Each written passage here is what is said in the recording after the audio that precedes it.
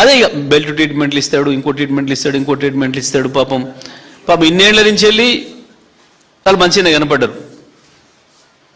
ఇప్పుడు తన మాట కాదన్నందుకు, ఉన్నది వాస్తవం మాట్లాడినందుకు ఆయనకు అప్పుడే శత్రువులుగా కనపడుతున్నారు. ఆయన మాట్లాడే భాష నిన్నంతా చూశారు మీరు. ఆ రక్త భాష ఏంది, అదేంది, ఇదేంది, ఇవన్నీ కూడా నిజంగా నేను షాబాద్లో వాళ్ళని చంపినోడికి వీడికి ఏం తేడా ఉంది చెప్పండి? ఏం తేడా కనబడుతుంది? మీకు ఏం తేడా కనబడుతుందా? ఒకటే తీరుగున్నారు, ఇద్దరు మనస్తత్వం అదే సేమ్ ఉంది.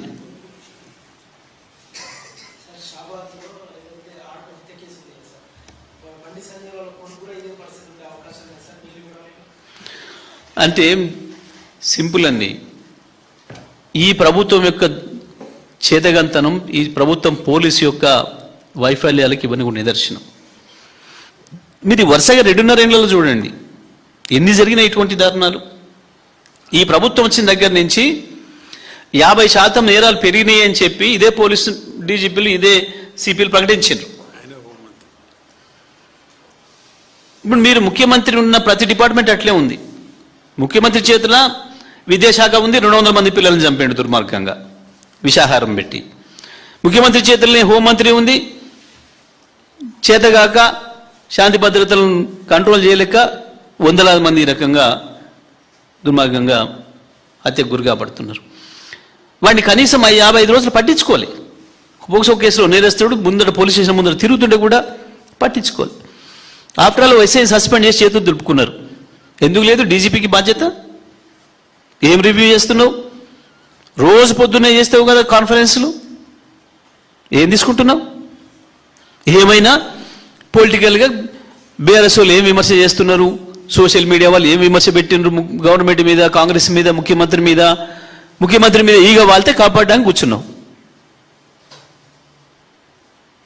100% వాళ్ళ వైఫల్యం అది. ఆయన సంజయ్ కొడుక ఇంకోడా ఎవడైనా కావచ్చు దుర్మార్గుడు. పూర్తిగా ప్రభుత్వ వైఫల్యం, పోలీస్ వైఫల్యం. ఎక్కడో ఒక ఇన్సిడెంట్ జరిగితే సడన్గా అది వేరు విషయం. వరుస సిరీస్ చూస్తున్నాం మనం. ఎన్ని హత్యలు బహిరంగంగా ఎన్ని చూసినాం. అంతకుముందు చూసారా? మీరు కూడా ఉన్నారు మీడియాలో. గత ప్రభుత్వంలో ఎప్పుడన్నా చూసినా ఇట్లా సీరియల్? ఎప్పుడన్నా ఒక ఇన్సిడెంట్ జరిగితే ఎట్లా అంచేయాలో అట్లా అంచేసినాం. మళ్ళీ ఇంకొక నేరస్తుడు ఇంకోటి నేరం చేసే ఆలోచన రాకుండా అంచేసినాం. వీళ్ళకి అది లేదు. వీళ్ళ పనంతా ఎక్కడ ఏం భూములు దొరుకుతాయి, ఏం తినాలి, ఏమని ముంచాలి, ఏమని భూమి ఆక్రమించాలి, ఇది తప్ప ఇంకో పనులు లేరు కదా వీళ్ళు.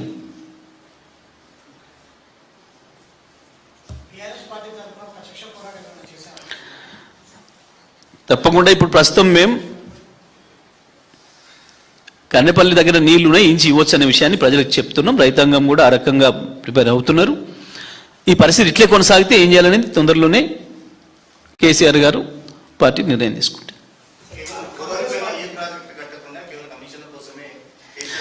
నేనేమంటున్నా,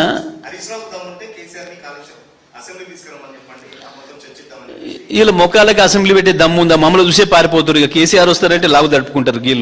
వీళ్ళ కేసీఆర్ కావాలన్నా ఉన్న మాకు సమాధానం చెప్పుకుంటేనే వాయిదా చేసి పారిపోతున్నారు. మాకు ఇవ్వమనండి, మాకు ఎవరికన్నా గంట మైక్ కట్ చేయకుండా ఎవరికి ఇస్తారో ఇవ్వమనండి. మా దాంట్లో మేము మాట్లాడిన దాంట్లో నుంచి ఒక్కదానికి ఆన్సర్ చేయమని ముఖ్యమంత్రి ఈ రోతర భాష, బూతు భాష తప్ప సబ్జెక్టు మీద మేము మాట్లాడిన దానికి మొత్తం మేము ఉన్న మొత్తం సభ్యులలో ఎవరికి ఇస్తాడో ఇవ్వమను, గంట మైక్ ఆపకుండా ఇవ్వమను.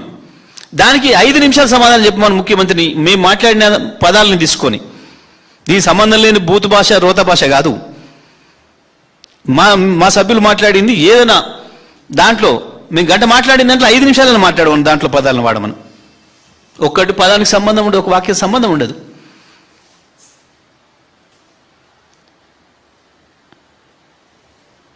ఒక్క దాంట్లో కూడా ఎప్పుడన్నా సబ్జెక్ట్ చూసారు? ఇప్పటివరకు ముఖ్యమంత్రి మాట్లాడిన దాంట్లో ఎక్కడన్నా సబ్జెక్టు ఉంటుందా? నిన్న పెట్టిండు, ఏం పెట్టిండు?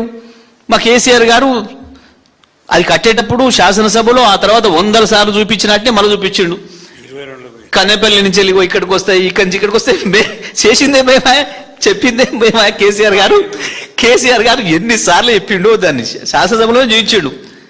ఇగో నీళ్ళు ఇక్కడ ఉన్నాయి, ఇగో ఇక్కడికి వస్తాయి, ఇక్కడికి వస్తాయి, ఇక్కడికి వస్తాయి, ఇట్లా వస్తాయి మనకు, ఇగో ఇది అది 100 మీటర్లలో ఉంది, ఇది 600 మీటర్లలో ఉంది. కొండపోచమ్మ 600 మీటర్లు ఎత్తుతున్నాం. ప్రపంచంలోనే అతి ఎత్తైన లిఫ్ట్ ఇరిగేషన్ ప్రాజెక్ట్ అవుతుంది ఇది. తెలంగాణ బతుకు ఇంత మించి లేదు. నీళ్ళు వంపులు ఉన్నాయి, మనం మిర్రలు ఉన్నాం, తెచ్చుకోవాలి తప్పదు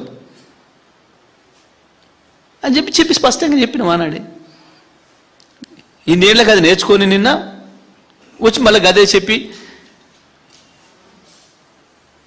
కన్నెపల్లి పంప్ హౌస్కి ఏమైంది చెప్పలే. దాని గురించి మాట్లాడలే. నేను ఇంత వాగిండు, గంటసేపు రోత మాటలు మాట్లాడిండు. కన్నెపల్లి పంప్ హౌస్కి ఈ సమస్య ఉంది అని చెప్పలే. మేము ఛాలెంజ్ చేస్తున్నాం. ఇప్పుడు బటన్ ఆన్ చేయి, కన్నెపల్లి పంప్ నీళ్ళు బయట పోయకపోతే మేము సిద్ధం దీనికి చర్చకు.